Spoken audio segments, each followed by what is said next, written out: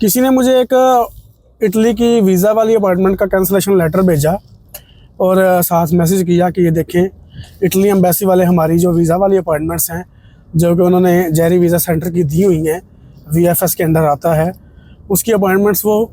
Cancel कर रहे हैं, अपॉइंटमेंट को वो ख़त्म कर रहे हैं क्योंकि इनका जो कॉन्ट्रैक्ट है वो बीएलएस के साथ हो चुका है। अब इन्होंने काम आगे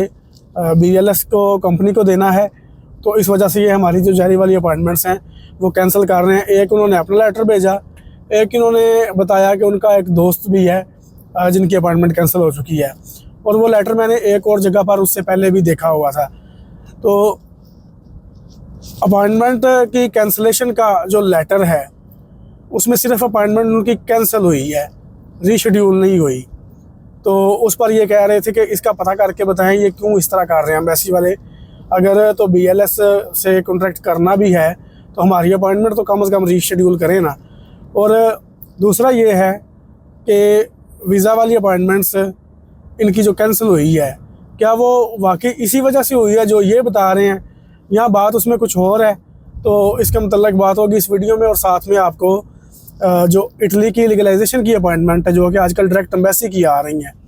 वो अपॉइंटमेंट अगर आपकी अपॉइंटमेंट वाले दिन आप एम्बेसी में जाएं और आपके डॉक्यूमेंट्स में कोई मिस्टेक निकल आए तो उस पर एम्बेसी वाले क्या रिएक्शन करेंगे? क्या वो आपका अपॉइंटमेंट कैंसिल कर देंगे और आपके डॉक्यूमेंट्स भी नहीं लेंगे, या फिर वो आपको अपॉइंटमेंट की डेट वैलिड रहने देंगे और आपको दोबारा आने का कह देंगे? इन दोनों बातों के मुतल्लिक बात होगी इस वीडियो में।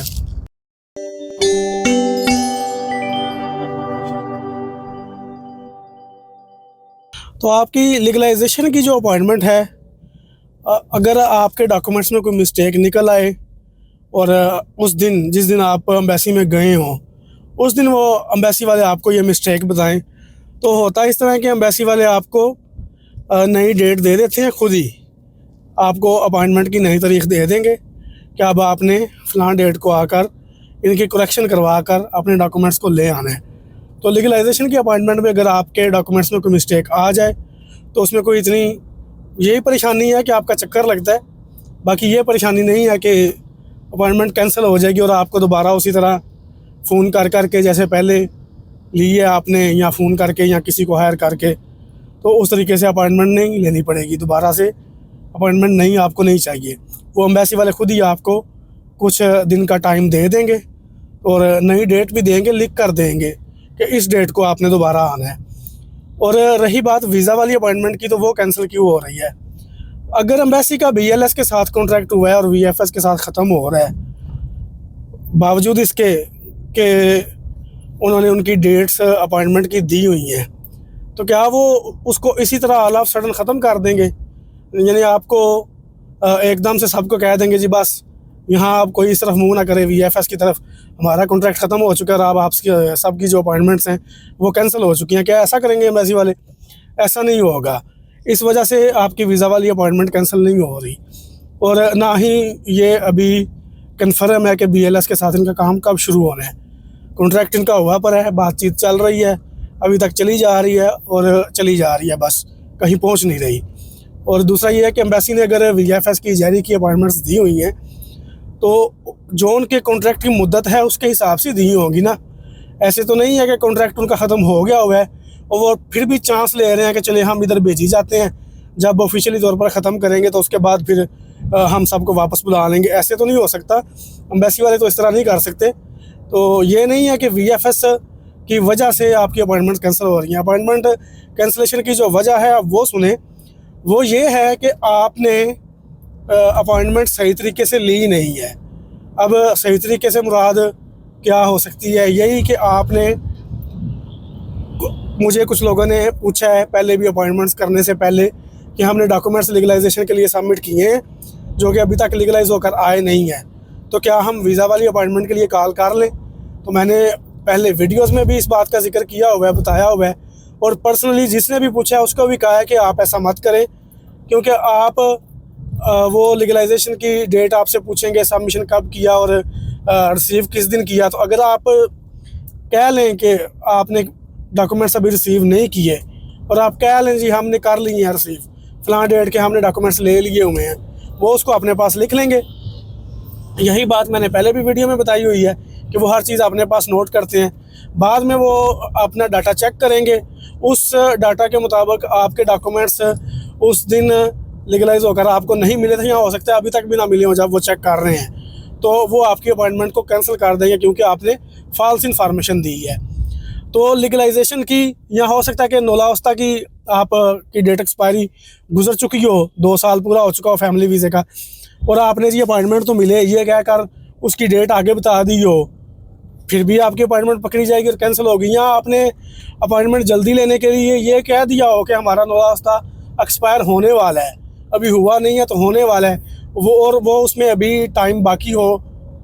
अभी एक्सपायर होने के करीब भी ना हो वो, यानी नया नौलावस्ता अगर निकला 2-3 महीने हुए हैं तो उसको तो अभी 18 माह बाकी है ना, तो आप उसको कह दें एम्बेसी वालों को जी कि ये एक्सपायर हो रहा है और आप बता दें कि हमें 2-3 माह का आगे टाइम है, तो फिर भी वो जब नौलावस्ता चेक करेंगे, डेट आपकी चेक करेंगे, उनके पास ऑनलाइन ये चीज़ रिकॉर्ड में आ जाती है,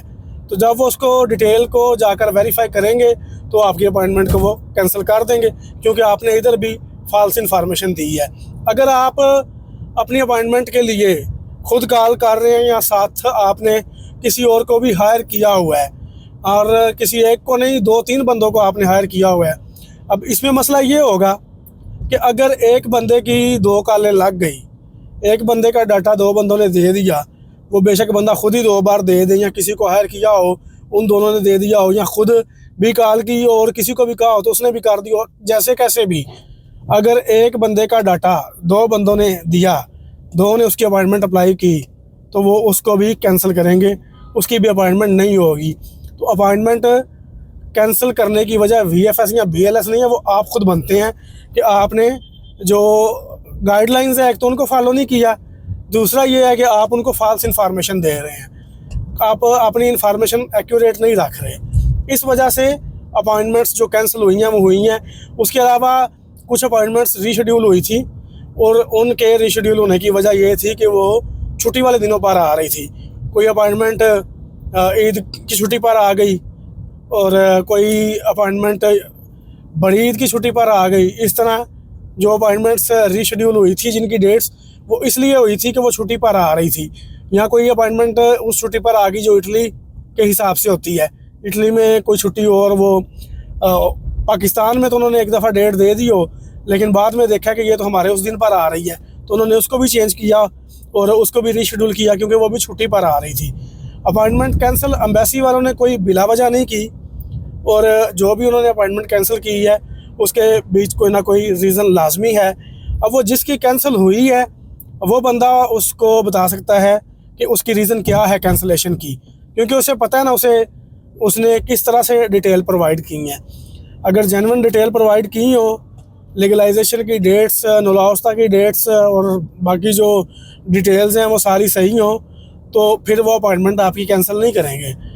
कैंसिल वो तभी करेंगे जब उसमें कोई ना कोई उनको इंफॉर्मेशन में मिस्टेक नज़र आएगी, कोई फॉल्स इंफॉर्मेशन होगी, या फिर वो 2-3 बंदों ने उसकी कॉल की होगी या कर रहे होंगे,